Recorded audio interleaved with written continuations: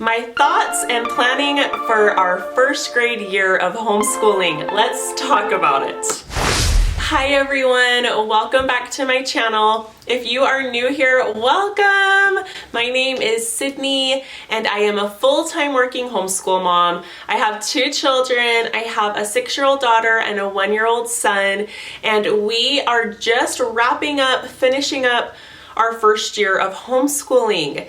So I have been homeschooling my daughter throughout her kindergarten year, and it has been the most wonderful experience. And I thought today we would talk about kind of like my thoughts, my planning ideas, some curriculum options I'm looking at for our first grade year of homeschooling. I homeschool year round, so I don't really plan to have like a set start date and a set end date.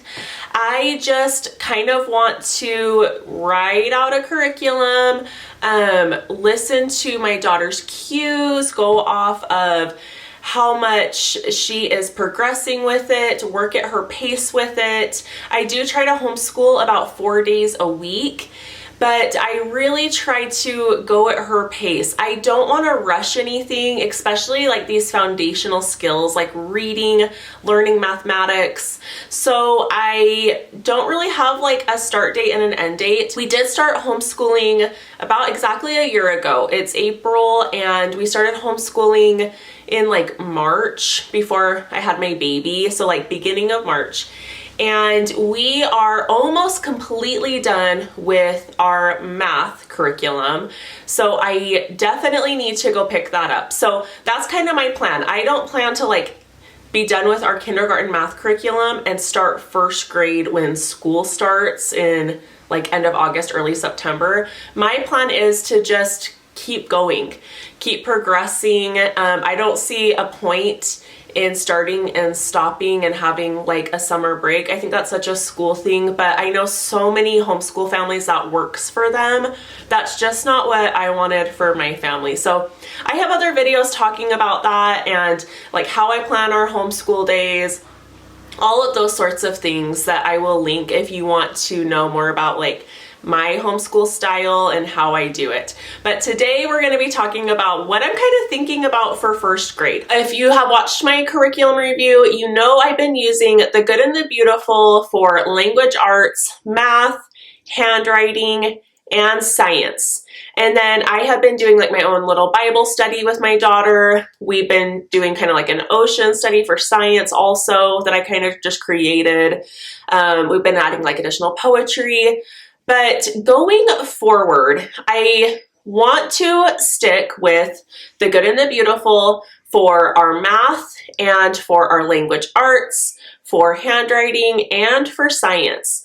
So my plan is to actually go down to the Good and the Beautiful store here soon. I actually live in Utah, and the Good and the Beautiful's physical store is located here. So it's really, really awesome and convenient. So I'm going to go down there and I'm actually going to film it and I'll show you guys what it looks like and everything, because it's really cute. It's really cool. And it's so awesome to be able to like go to a store and like actually look at all the curriculum and pick it out. It's so fun. So I'm going to be doing that soon because we only have about 10 lessons left of math. So I need to go and pick up our next math curriculum. So I definitely know for math, I'm using The Good and the Beautiful Math Level 1. And then I am planning on sticking with their language arts also. I just feel like it's worked so great for my daughter.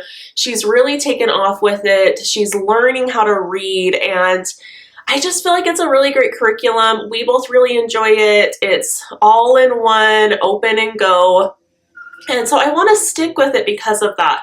The other thing I really love about The Good and the Beautiful's language arts is how they interweave other subjects. So they interweave art and geography. And honestly, I wish the curriculum interwove like everything. I'm that kind of person. I really want like an all-in-one curriculum. If I could find an all-in-one, which The Good and the Beautiful mostly is, but if I could just find like a solid all-in-one that like interwove all the subjects, for me, I would love that. I don't know about you guys. A lot of people probably wouldn't love that, but I would. I'm a super busy mom and I like having everything just like laid out for me and I like having scripted lessons. I just feel like if I'm paying for curriculum, it needs to have everything that I need. It needs to be open and go. It needs to be like mostly all in one. It needs to be scripted. Tell me how to teach my child. And The Good and the Beautiful basically provides that for the most part. So I'm thinking about doing math, language arts. We're gonna go pick up another science unit from The Good and the Beautiful. We've been doing their fields and flowers, but we only have, I honestly haven't looked to see how many lessons we have left, but I know there's not like a ton. So I might as well get that while I'm there. And we already started handwriting level 1, so I don't need to purchase new handwriting yet. See, that's what I'm saying. I just like finished one and go right into the next one. I think that that's so fluid. It keeps our children learning, and it doesn't really put that pressure on of like this is learning time, this is lifetime. I don't know. I just really like that incorporation of that learning and life are just together, and we're always learning. I really, really want my kids to have a love of learning, and I personally feel like stopping and having like a summer break makes it feel like, oh, I'm so excited for summer break where I don't have to like do any learning. And I don't want that. I want my kids to love learning and to have it just feel like it's a part of life, like it's natural and it's something that we do. I digress. So here's where I'm getting like a little bit like I don't know what to do for sure. And I really want to know if you guys have used these curriculums I'm going to talk about and what your thoughts are, what you maybe suggest for me if you've tried one of them, both of them. Maybe you've been homeschooling longer than me. Obviously, I've only been homeschooling a year. I don't know everything, of course. So if you've been homeschooling longer than me and you've used these, like give me your feedback. So this is my thoughts. Let me hopefully I can get this all out into words, how I'm thinking about this first grade homeschool year. I do lean more towards like a Charlotte Mason style of homeschooling. And I love a Charlotte Mason homeschool. Like if I could just be like a Charlotte Mason mom homeschooling, I would love that. But I'm really trying to be realistic because I'm a working mom, and a Charlotte Mason philosophy can be very time consuming. I want to be able to incorporate her philosophies as much as possible without it being like crazy time consuming for me. I can't homeschool 4 hours a day. That's just absolutely not realistic, and that's not something I want or that I think is developmentally appropriate for my 6-year-old daughter. I don't think she should be homeschooling 4 hours a day, obviously. The max I would want for her is 2 hours a day, and I am planning that like all the way through elementary school. I don't want her to be homeschooling more than that, and I'm not going to be homeschooling more than that. That's just my personal thoughts and feelings on that. But I love a Charlotte Mason style. So people that use the alveary, from what I've seen, they love it, they rave about it. But my holdback with the alveary is that like I absolutely hate how it's all digital. I hate how it's all online. When I have pulled it up probably like 20 times, just like looking at the samples, debating, okay, I think I am gonna buy it. No, I'm not gonna buy it. I am gonna buy it. Okay, so like it's digital, it's all online, and it looks so overwhelming. And I know I hear a lot of people say that it looks overwhelming, but then they say once you start, it's not. And they say it's pretty open and go, but it looks really overwhelming to me. So here are my thoughts. I've also been looking at a gentle feast. So let me kind of tell you what I'm wanting in my homeschool. I want to still be doing a Bible study, obviously. We are a Christian faith, and I want Bible study to be something that we do. It's not something that like I really studied as a kid, and I wish that I could have been homeschooled and studied the Bible, obviously, but I really want to incorporate that in our homeschool lessons. And I would love a curriculum that kind of like lays it out for me and tells me, you know, what to be reading, the discussions to be having, narration ideas, that sort of thing. So like the alveary provides that, but like I just said, I don't love how it's all digital. And also I wanted to add the alveary is so expensive in my opinion. It's $300 for the year, and then you have to buy all the books on their book list also. So kind of like review videos I've been watching, people usually say they've been spending about like $1,000 between the curriculum and then like the books they're buying for their kids. So here's kind of what I'm thinking. I want Bible study, I want poetry, I want fables. Oh, and I would like to start doing history. So I would go with like the Good and the Beautiful history if they started it younger, but the Good and the Beautiful doesn't start history until 3rd grade. And as I've been like researching and digging into it, like why does the Good and the Beautiful start history in 3rd grade, but like a Charlotte Mason curriculum, the Good and the Beautiful also consider themselves to be Charlotte Mason. But like the Alviary is a Charlotte Mason Institute, it's more Charlotte Mason, and they start history in 1st grade. And from what I've found, the Good and the Beautiful seems to say that they think it's more developmentally appropriate to wait until 3rd grade and have these younger kids focusing on reading and math, which I totally get. But then a Charlotte Mason philosophy says it's really good to introduce young kids to these big ideas through story, which I also totally agree with. I can totally see both sides of the coin. So I think I would like to start doing history with my daughter, and the Alviary starts with a study of Native Americans, and my husband is actually full-blooded Native American. My children are half, and so I would like to start studying history. But, okay, so here's what I'm thinking. I'm thinking of maybe just buying the Alviary's history. Their history, I think, is like $70 just for the history. But I'm thinking of doing that, and then you have to buy the books on their book list. If you guys have used it for 1st grade, can you let me know in the comments below, is it worth me buying it for $70? Or should I just buy some like basic history books for little kids and read those to her? Is it gonna be like the same thing? But I like how the Alviary gives me some like narration ideas, and it gives you kind of that scope and sequence of the order to go in and the discussions to have. So let me know your feedback on that. I am not planning on buying their full membership right now. I would like to kind of just try their history and see if I like it first, and then maybe for the next year that would be something else to look into. So that's kind of my thoughts for history. I'm thinking about buying the Alviary's just history study. And then I'm thinking about going with A Gentle Feast for their morning time study. I really love that A Gentle Feast is, you can get it printed. You can get it digital too, but you can get it printed, and like that's what I want. I want it printed. I think from what I'm understanding, if you've used A Gentle Feast morning time and I'm getting any of this wrong, please leave it in the comments below, because I'm just going off of like what their website shows, and it doesn't like show a ton of pictures. Obviously, you know, they want you to buy their curriculum. But the morning time, I think with shipping, was like about $80.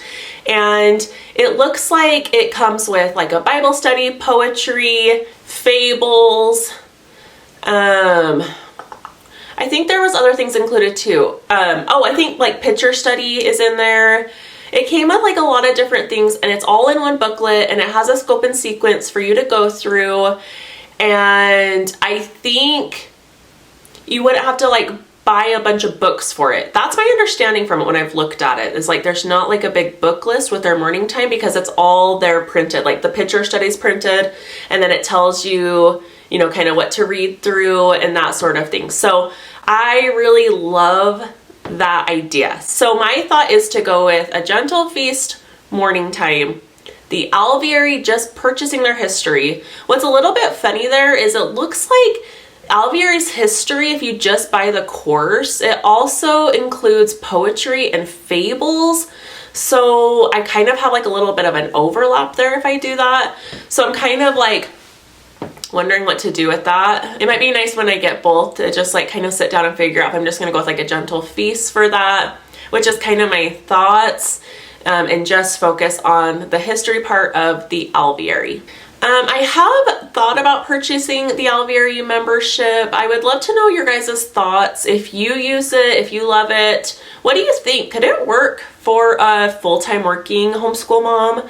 I personally, the people that I watch that are using the Alviary, none of them work full-time.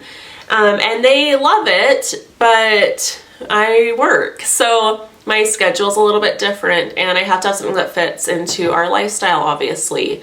But like if I were to buy the Alviary, it includes everything except for math. So like I'd still use Good and Beautiful math, but the Alviary does have a reading program in it. From what I've seen though, and from how I can understand Charlotte Mason, like learning how to read, it's mostly copy work and then like me reading, and I think it's like your child following along with how you're reading. It just looks way different than how we've been teaching reading with the Good and the Beautiful. So that's another reason I'm like, I don't know if I want to get that membership, and like I'm not even using their reading program.